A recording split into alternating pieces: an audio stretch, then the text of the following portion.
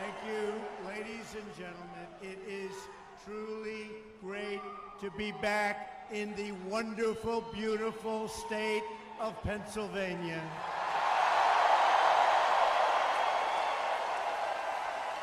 I love this state, and I love the people of this state. It's special, and it carried us to a big, beautiful victory on November 8th.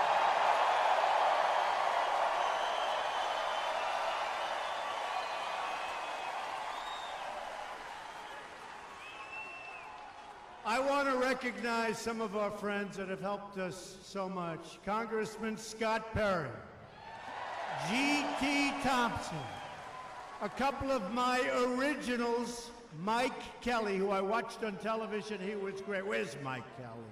Where is Mike Kelly? He's here someplace. Where is he? Boy, were you great on television this morning. And of course, one of our other originals, Congressman Tom Marino, right?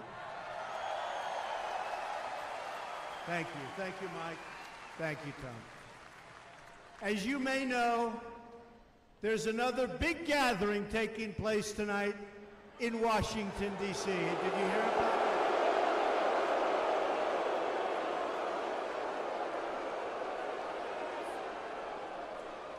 it? A large group of Hollywood actors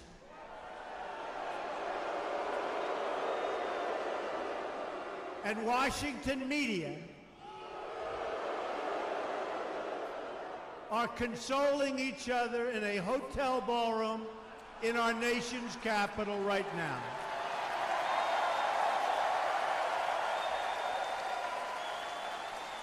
They are gathered together for the White House Correspondents' dinner without the president.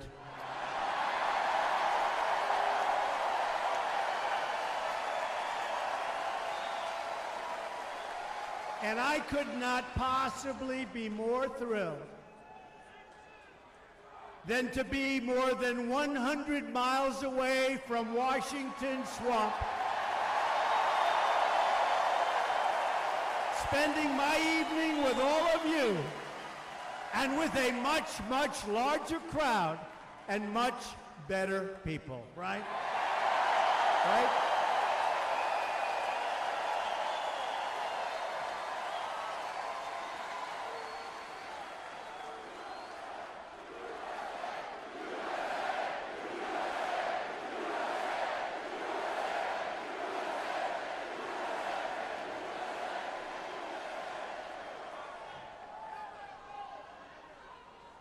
And look at the media back there. They would actually rather be here, I have to tell you.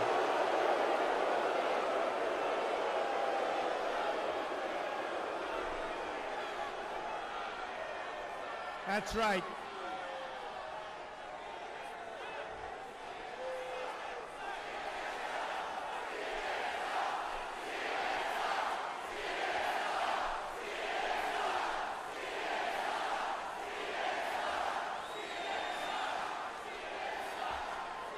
Media outlets like CNN and MSNBC are fake news. Fake news. And they're sitting and they're wishing in Washington. They're watching right now. They're watching. And they would love to be with us right here tonight. But they're trapped at the dinner, which will be very, very boring. But next year, maybe we'll make it more exciting for them in Washington and we'll show up. But we have a good chance of showing up here again next year, too.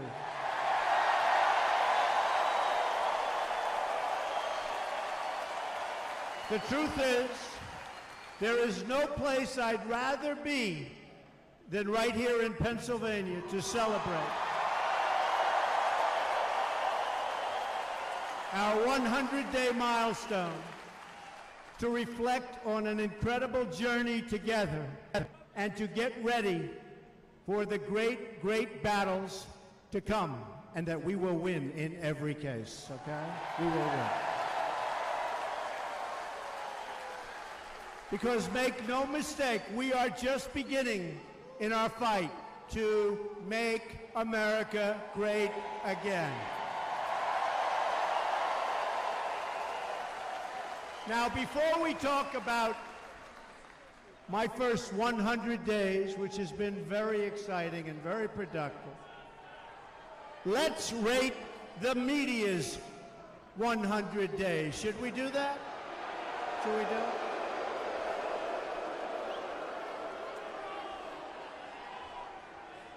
Because, as you know, they are a disgrace.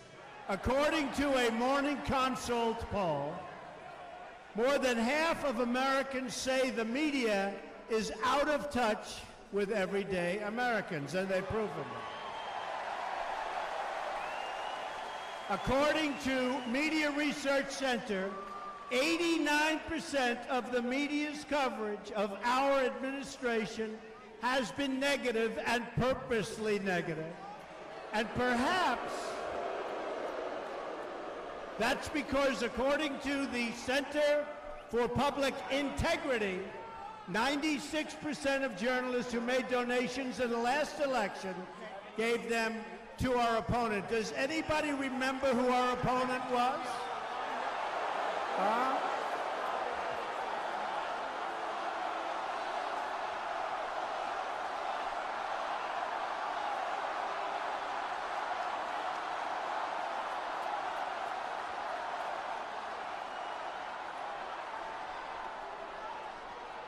That was some opponent. Finally, according to a poll last year from the Associated Press, only 6% of Americans have a lot of confidence in America. That's very bad. That's much lower than Congress, by the way. But I'll give you an example of something really incredible. That's right. Get them out of here. Get them out.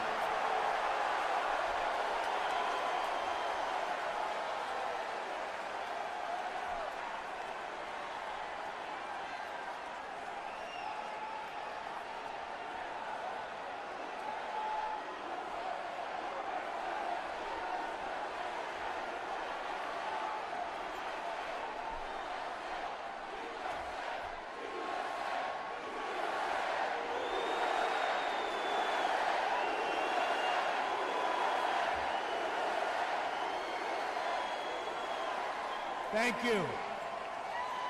Thank you. Thank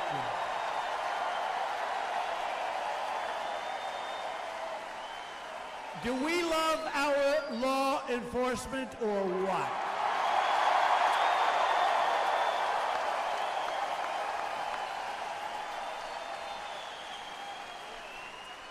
And I want to thank the fire marshals. They have a lot of people standing outside.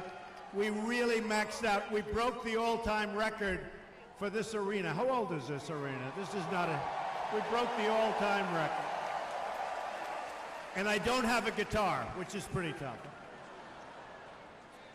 So just as an example of media, take the totally failing New York Times. Pretty soon they'll only be on the internet. The paper's getting smaller and smaller. You ever notice? Starting to look like a comic book. It's getting small. But I will tell you, because I watched, and I used to be in the real estate business, they sold their beautiful New York Times building in Manhattan.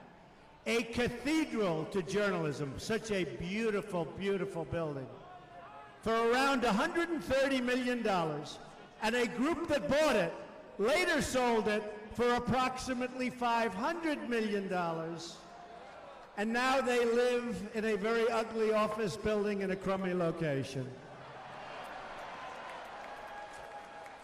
Next, they buy the Boston Globe newspaper with losses for $1.3 billion, invest millions and millions and millions of dollars to get it going, and in the end, they sell it for $0. They give it away.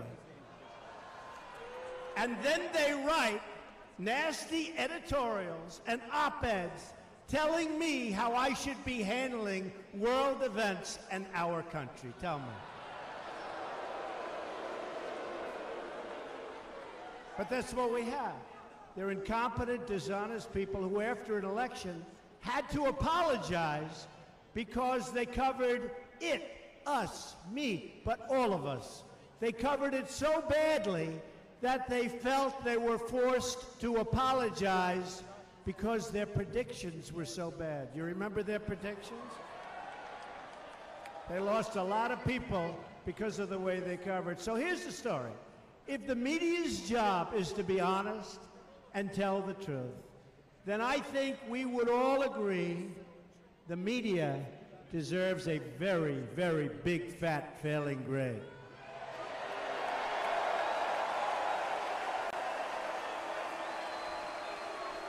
Very dishonest people, and not all of them. You know, we call it the fake news. Not all of them. You notice now everybody's using the word fake news. Where did you hear it first, folks? By contrast, for the last 100 days, my administration has been delivering every single day for the great citizens of our country. Whether it's putting our coal miners back to work, protecting America's steel and aluminum workers, we love that steel and aluminum, or eliminating job-killing regulations, we are keeping one promise after another, and frankly, the people are really happy about it. They see what's happening.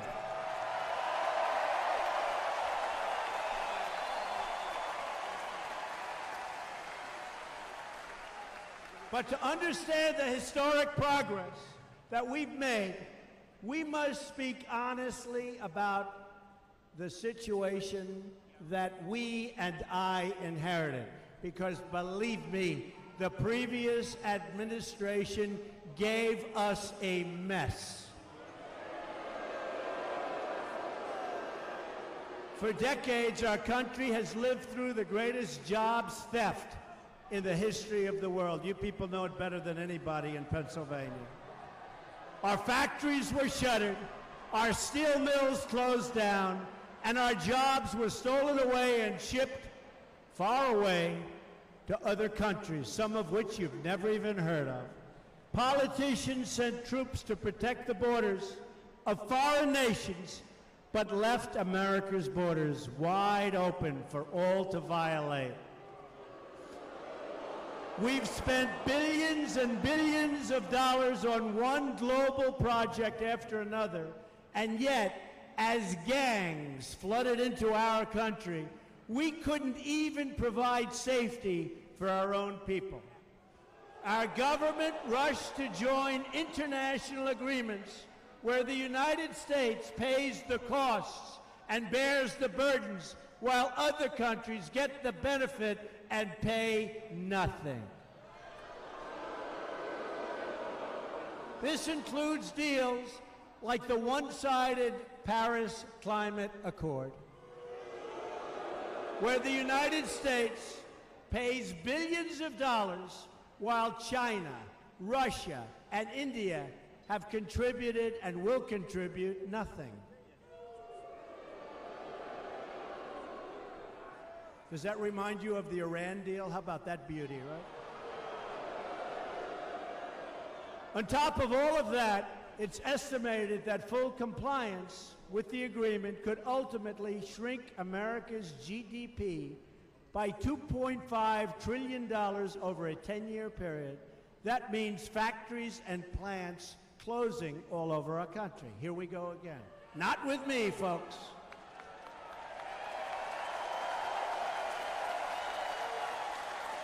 Those are the facts, whether we like them or not.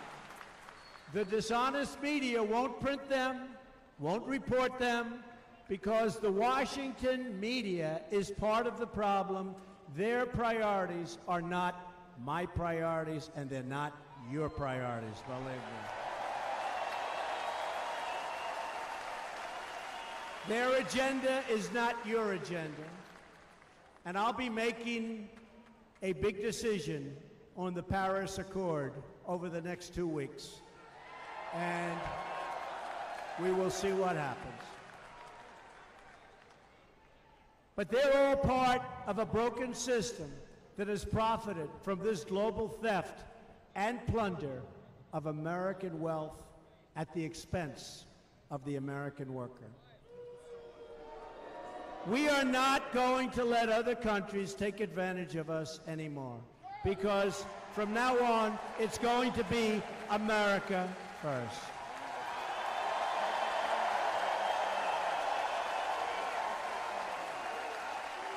And I have to.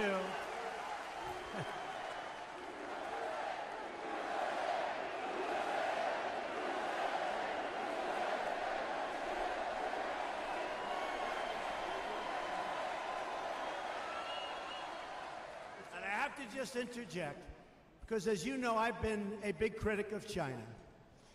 And I've been talking about currency manipulation for a long time. But I have to tell you that during the election, number one, they stopped. But more importantly, just to show you the dishonesty. So we have currency manipulation by China. But China is helping us, possibly or probably, with the North Korean situation. Okay? Which is a great thing. Great thing. And I met with the president of China at great length in Florida. And we had long, long talks, hours and hours and hours. He's a good man. Now he's representing China. He's not representing us, but he's a good man. And I believe he wants to get that situation taken care of. They have tremendous power, and we'll see what happens. But the media said Donald Trump refuses to name China a currency manipulator. Now think of this, think of this. Now, we have to have a little flexibility. So I meet with the president of China, and I say, could you help us out with North Korea? You know, you give them 93% of their different materials that they need and their food. You have a lot of power. We have a great relationship. And then the media said, why didn't he call Donald Trump? And why didn't Donald Trump at a meeting say, you're a currency manipulator? So here's the story. Listen, Mr. President, will you help us out with North Korea? But by the way, you're manipulating your currency. It doesn't work, right? So instead of, you understand. So instead of saying that, let's see what happens. I honestly believe that he's trying very hard. Not an easy situation for China, believe me. Not an easy situation. But we have somebody there who's causing a lot of trouble for the world. We have China, who is really trying to help us. You've seen they've sent back vast amounts of coal coming out of North Korea. So let's see what happens. And I think it's not exactly the right time to call China a currency manipulator right now. Do we agree with that?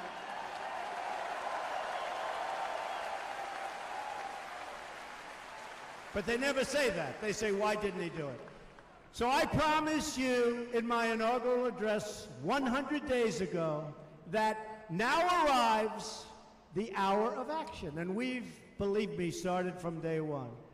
And that is what we've delivered, 100 days of action. In fact, those people and others are exhausted. They've never seen anything like that. They've never seen anything like this. We are ending the offshoring and bringing back our beautiful, wonderful, great American jobs. We are eradicating the criminal gangs and cartels that have infiltrated our country. You're reading about them all the time. Some of you have big problems with them. Thank you for that sign. Blacks for Trump. I love that guy. Blacks for Trump. Thank you. Thank you. Thank you, man. That's great. That's really cool. I appreciate it. And we're taking steps to renegotiate or cancel any agreement that fails to protect American interests. Here are just some of our great achievements from the first 100 days. And I will tell you, in addition to that, we have built such strong foundations with the leaders of foreign countries, and we're set to rock. But we have great relationships with Germany and Japan and China and so many others. The UK, such great relationships. That's part of the process. We've appointed and confirmed a brand new Justice of the United States Supreme Court.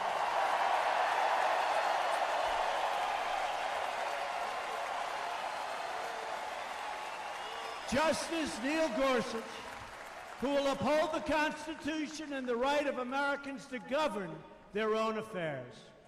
And the last time a new Supreme Court justice was confirmed in the first 100 days was 136 years ago in 1881, and I was devastated to hear that because I thought I'd be the only one to have done that.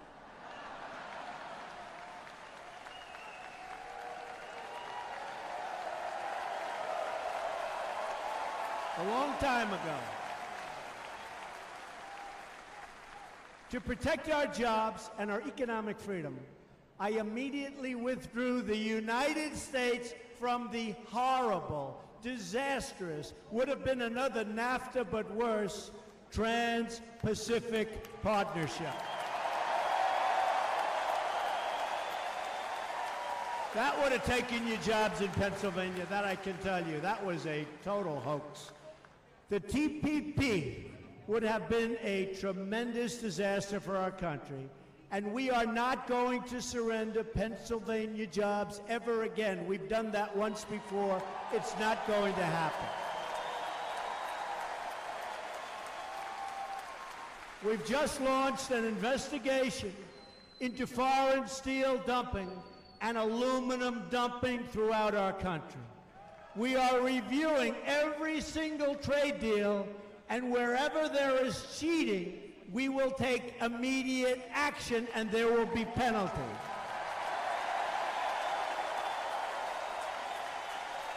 And we have with us tonight Secretary of Commerce Wilbur Ross, and one of the great, great people on fair trade and good trade, Mr. Peter Navarro. Thank you. Thank you.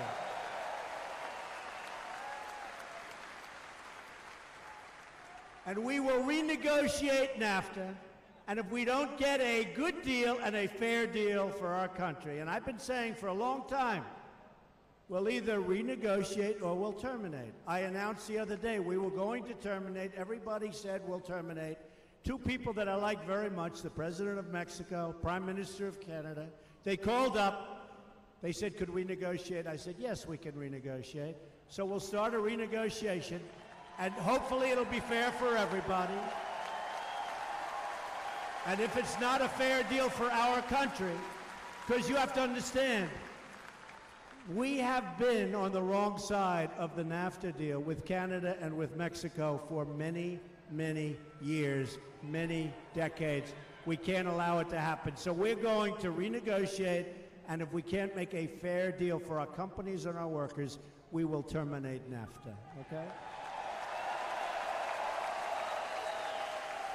Our directors will put brand new Pennsylvania steel into the spine of America.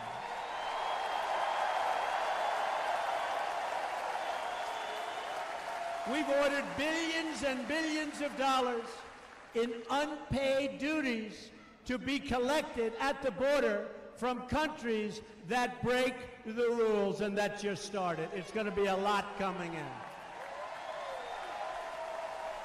We just want fairness, and I followed through on my promise and issued a new government directive to buy American and hire American.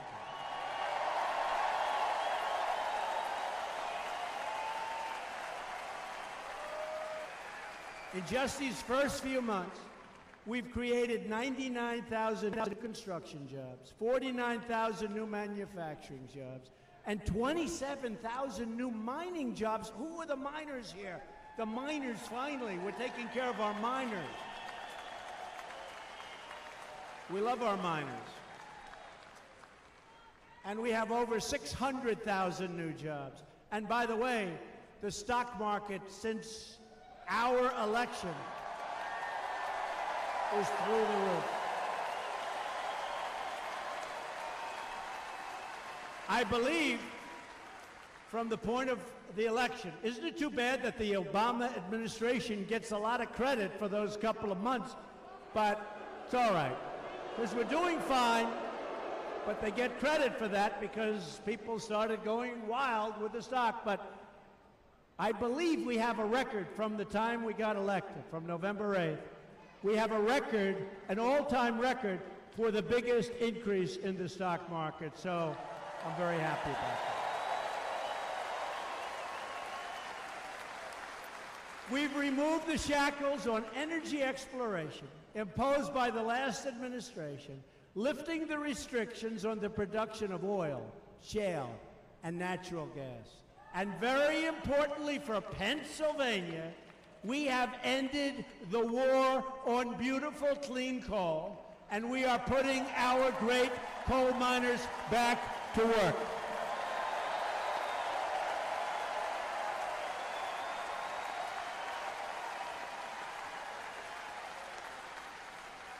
We love our miners. I'm also very pleased to say that we have finally cleared the way for the construction of the Keystone XL and Dakota Access pipelines, 48,000 new jobs.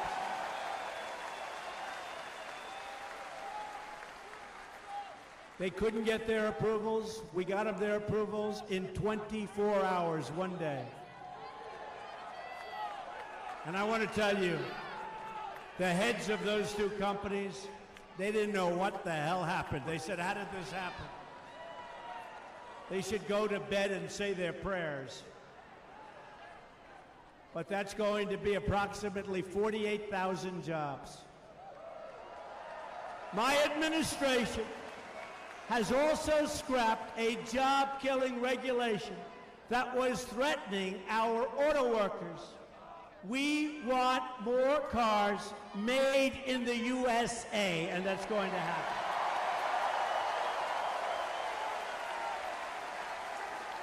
We've created a new rule which requires that for every one new regulation, 2 old regulations must be eliminated. And we have signed massive executive orders clearing up the environmental bureaucracy. We're going to have jobs, and you're seeing them already. We've also been very busy on the legislative front, which we have gotten no credit for, and yet I am signing away. I've signed 29 new bills, a record not surpassed since the Truman administration. This includes 13 resolutions to eliminate intrusive federal regulations, the most ever signed in our history. In keeping our promise to our veterans, I've signed legislation to extend veterans' choice. And David, the head of the Veterans Administration, is here with us tonight. David Shulkin. Did an incredible job. And we've increased by 42% the approval for veterans using the Choice program. I've also created an Office of Accountability at the VA. Our message to federal workers is clear. If you fail our veterans, you will be held accountable. First time.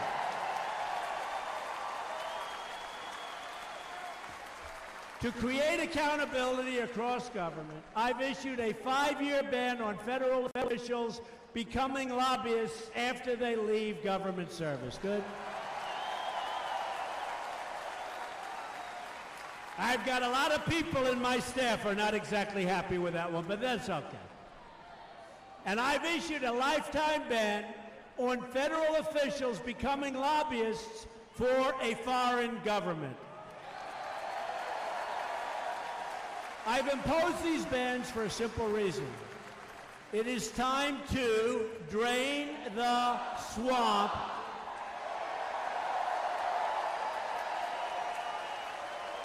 and that's what we're doing in Washington, D.C. Perhaps in no area have past governments sold out special interests and foreign lobbyists more than on the issue of immigration. Year after year, you pleaded for Washington to enforce our laws. As illegal immigration surged, refugees flooded in, and lax vetting threatened your family's safety and security. Your pleas have finally been, oh, don't worry, we're going to have the wall. Don't worry about it.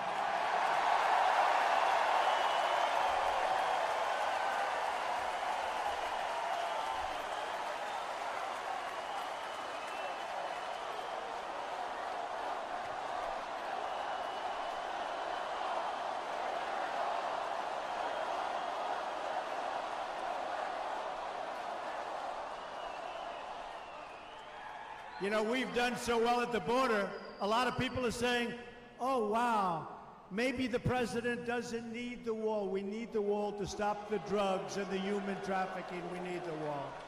In just 100 days, we have taken historic steps to secure our border, imposed needed immigration control like you've never seen before. Is that true? And properly screen and vet those seeking admission into our country.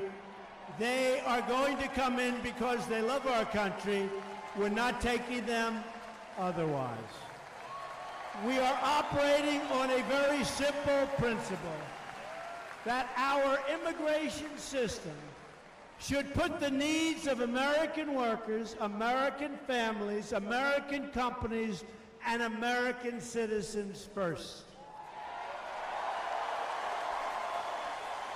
I appointed a great military general, John Kelly, to lead the Department of Homeland Security.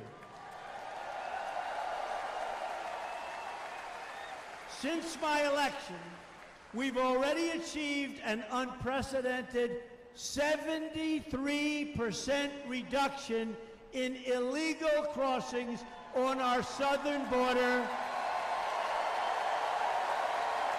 the greatest reduction in the history of our country, and we just started.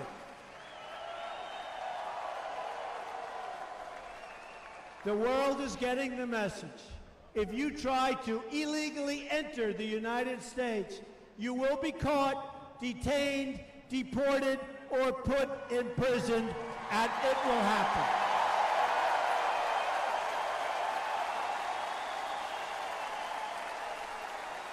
As I campaigned across the nation, I met with the grieving mothers and fathers of children who had been killed, viciously killed, violently killed by illegal immigrants. And I made them a promise. We will protect American lives. Your family member will not have died in vain.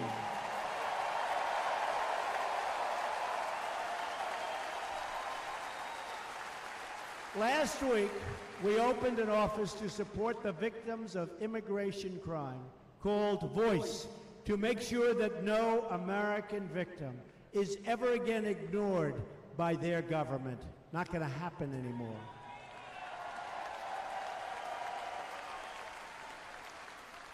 And many people are now talking, as I just said, and using this tremendous early progress on the border to say we don't need the kind of safety that we really do need, including the wall. We need safety. We need cameras. We need all of the things that we're going to be putting in and we need the wall, and we will build the wall as sure as you are standing there tonight. We need the wall.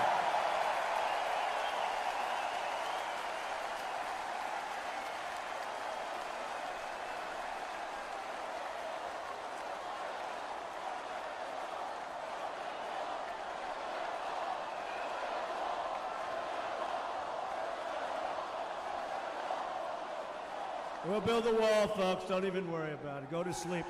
Go home, go to sleep, rest assured. That's the final thing. We need it. We need it. And if the Democrats knew what the hell they were doing, they'd approve it so easy, because we want to stop crime in our country. Obviously, they don't mind illegals coming in. They don't mind drugs pouring in. They don't mind, excuse me, MS-13 coming in. We're getting them all out of here. Members of Congress who will be voting on border security have a simple choice. They can either vote to help drug cartels and criminal aliens trying to enter the United States, like, frankly, the Democrats are doing, or they can vote to help American citizens and American families be safe. That's the choice. Who do you want to represent you? Unfortunately, Democrats in Congress have no leadership. They're rudderless. Senator Schumer is a bad leader.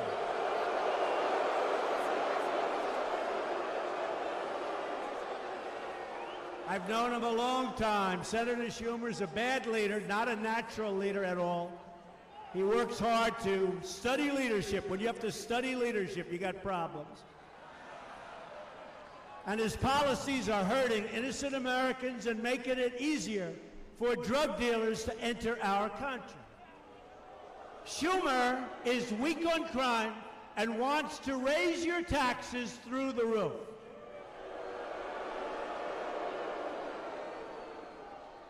He is a poor leader, known him a long time, and he's leading the Democrats to doom.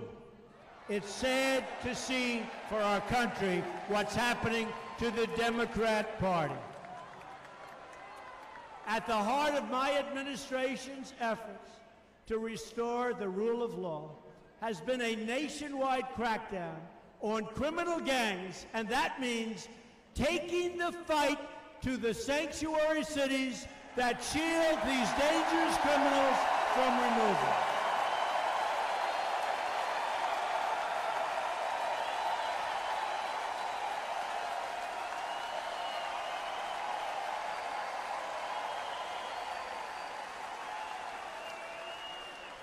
The last very weak administration allowed thousands and thousands of gang members to cross our borders and enter into our communities, where they wreaked havoc on our citizens. As you know, the bloodthirsty cartel known as MS-13 has infiltrated our schools, threatening innocent children. We've seen the horrible assaults and many killings all over Long Island, where I grew up. We have seen the vicious spread of transnational gangs into all 50 states and the human suffering they bring with them. I've been with the parents. I've seen the parents. It's devastation. A very respected general recently told me that MS-13 are the equivalent in their meanness to Al-Qaeda. My administration will not rest until we have dismantled these violent gangs, and we're doing it rapidly, and we're sending them the hell out of our country. We're sending them back home where they belong.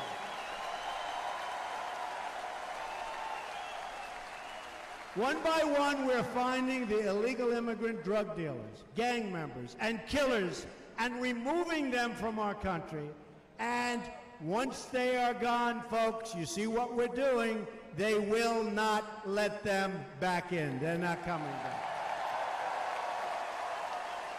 In this effort to restore safety to our country, we are going to strongly support the incredible men and women of law enforcement.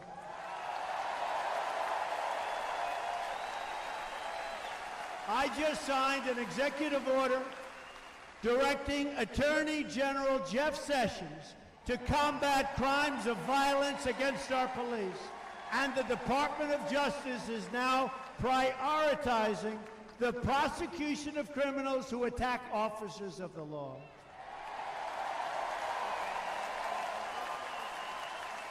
And we are also working round the clock to keep our nation safe from terrorism.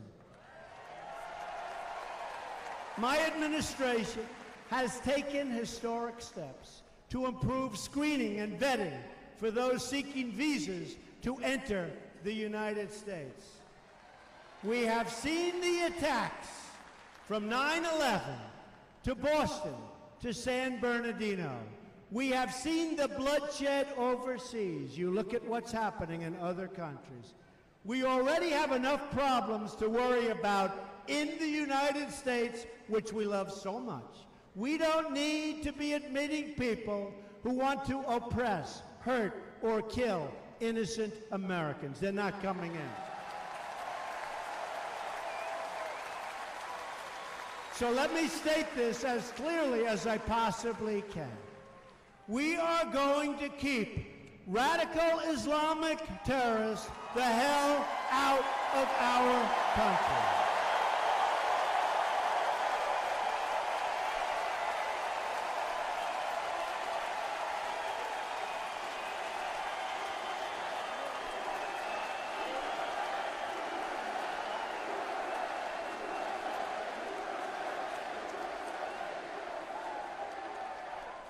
So I have a question for you. You've been to a lot of rallies, you've seen a lot of rallies. First of all, is there any place like a Trump rally in all forms?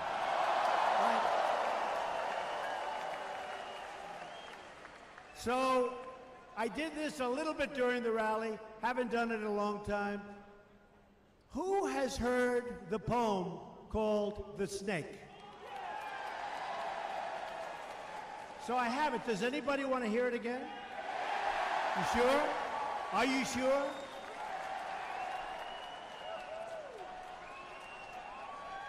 Okay.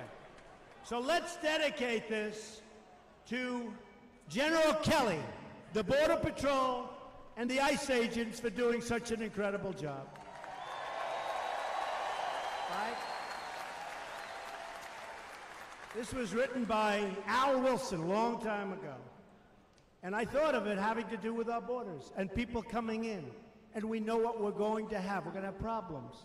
We have to very, very carefully vet. We have to be smart. We have to be vigilant. So here it is, The Snake. It's called The Snake. On her way to work one morning, down the path along the lake, a tender-hearted woman saw a poor, half-frozen snake. His pretty-colored skin had been all frosted with the dew. Poor thing, she cried, I'll take you in, and I'll take care of you. The border. Take me in, oh tender woman. Take me in, for heaven's sake. Take me in, oh tender woman, sighed the vicious snake. She wrapped him up all cozy in a comforter of silk and laid him by her fireside with some honey and some milk. She hurried home from work that night, and as soon as she arrived, she found that pretty snake she'd taken in had been revived. Take me in, oh tender woman. Take me in, for heaven's sake. Take me in, oh tender woman, sighed that vicious snake. She clutched him to her bosom. You're so beautiful, she cried.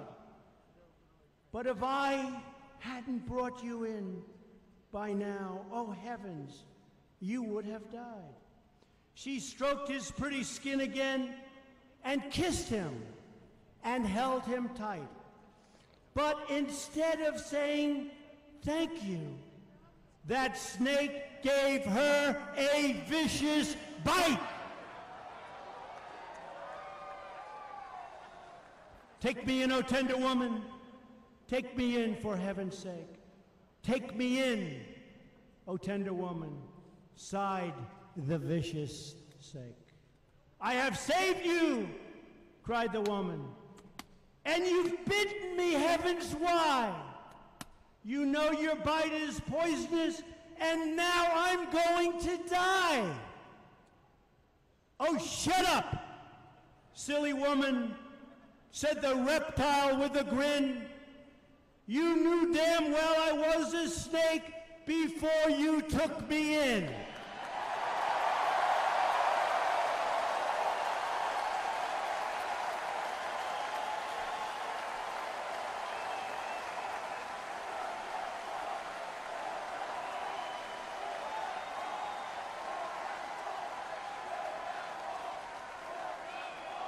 Does that explain it, folks? Does that explain it? Keeping America safe also means rebuilding our defenses under the leadership of General Mad Dog Mattis, and he is doing great. He's doing great.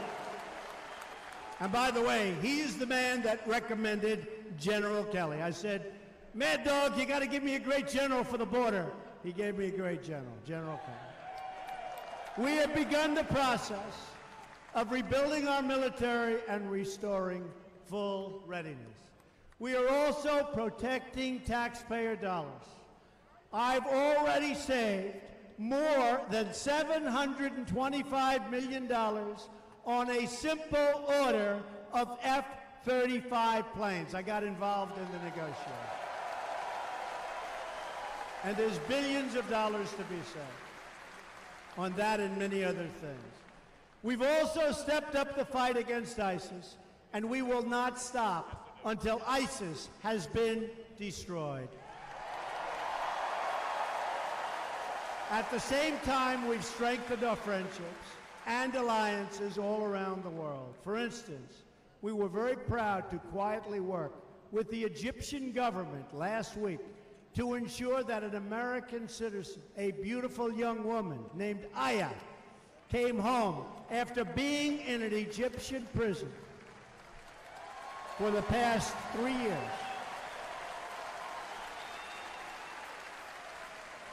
She was going to be there for another 28 years. President Obama worked diligently for 3 years, didn't get him out.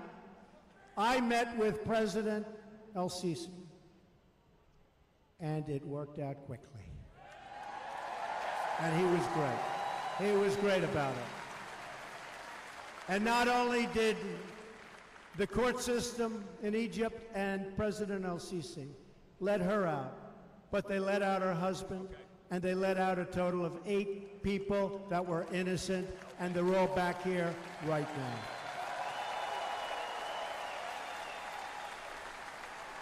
Now, they won't include that in the 100 days, but I'm very proud to have done it. And she's a happy young woman. Believe me, she's very happy. I said, how tough, Aya, was it in that prison? She said, you don't want to know. That was a tough prison. We're also getting NATO countries to finally step up and contribute their fair share. They've begun to increase their contributions by billions of dollars. But we are not going to be satisfied until everyone pays what they own. And I've been complaining about that for a long time. And it's a lot different now, but they still owe a lot of money. Over the last 8 years, America's average military and defense spending was double what all other NATO countries spent combined. Not fair. As we work to get other countries to pay their fair share abroad, we will continue our rebuilding at home. We're rebuilding everything, including, by the way, our great military. We will have the finest military that we've ever had at any time in the history of our country. Last week, my economic team outlined one of the biggest tax cuts in American history, even bigger than that of Ronald Reagan. We are proposing major tax relief for the middle class and lowering the business tax from 35% all the way down to 15%.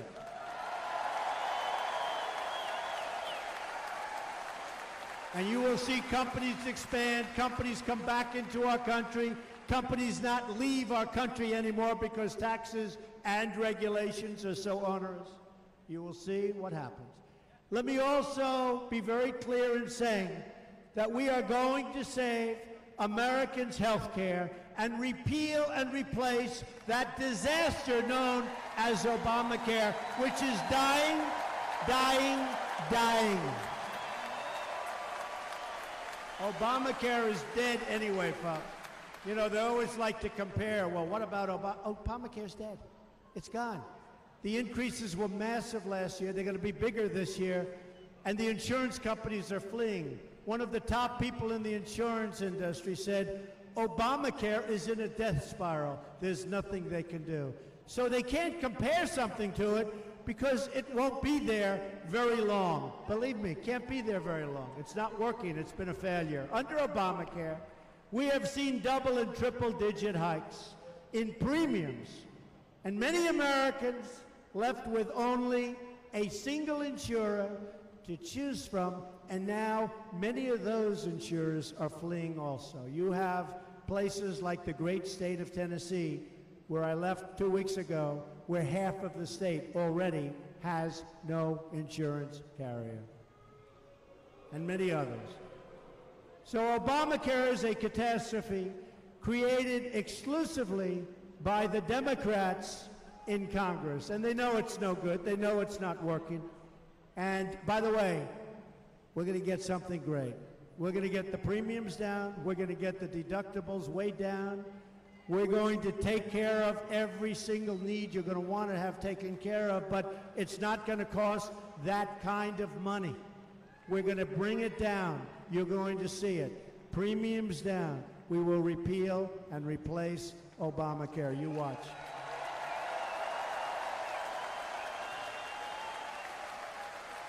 We're going to give Americans the freedom to purchase the health care plans they want, not the health care forced on them by the government. And I'll be so angry at Congressman Kelly and Congressman Marino and all of our congressmen in this room if we don't get that damn thing passed quickly.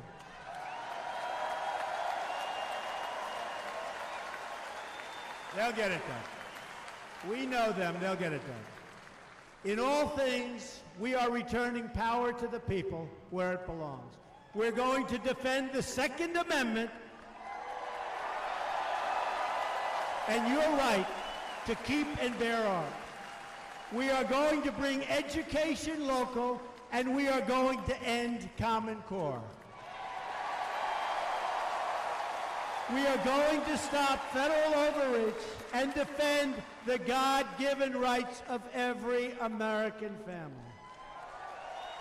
Just imagine what we could accomplish if we all started working together to rebuild this nation, the nation that we so dearly love. Our jobs will come back home. Our dying factories will come roaring back to life. It will be a beautiful thing to watch. And this is what's going to happen in the United States of America, and it's going to happen soon, and it's actually already happening. Cities small and large will see a rebirth of hope, safety, and opportunity.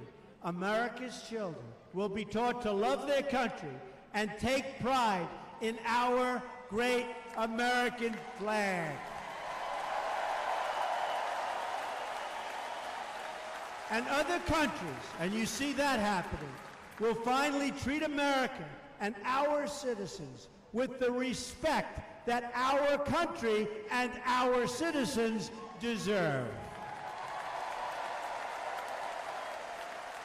It's time for all of us to remember that we are one people with one great American destiny. And that whether we are black or brown or white, we all bleed the same red blood of patriots.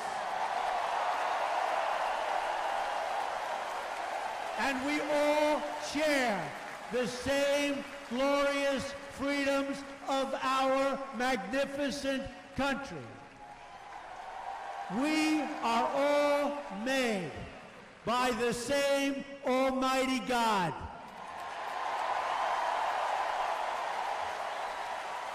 As long as we remember these truths, we will not fail. We will never fail. We are Americans, and the future belongs to us. The future belongs to all of you. So with hope in our souls and patriotism in our hearts, I say these words to you tonight on 100 days of devotion, hard work, and love for our great country. Together, we will make America strong again. We will make America wealthy again. We will make America prosper again. We will make America proud again. We will make America safe again. And we will make America great again. Thank you. God bless you. Thank you. Thank you.